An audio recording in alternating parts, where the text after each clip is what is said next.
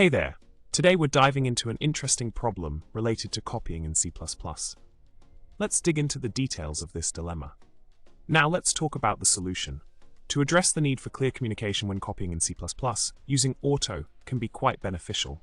By explicitly stating the intention to copy, we ensure clarity in our code. Consider the following code snippet. Autocopy equals t.child, print child copy. This approach clearly conveys the intent to make a copy, which may not be as evident with just print child, t.child. Continuing with our exploration of the solution, let's delve into another example. In the code snippet, void pop underscore front underscore alike, container auto and x, erase x, auto x.front.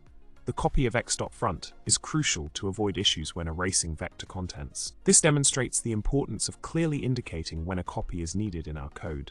Now, let's move on to our final piece of the puzzle. In the context of CPP core guidelines, passing a vector by R-value reference is recommended.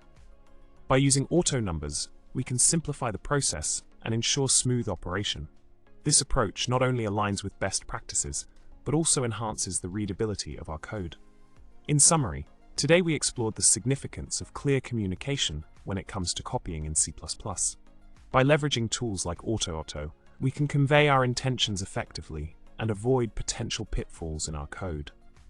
If you enjoyed this video, don't forget to subscribe, like, and share your thoughts in the comment section below.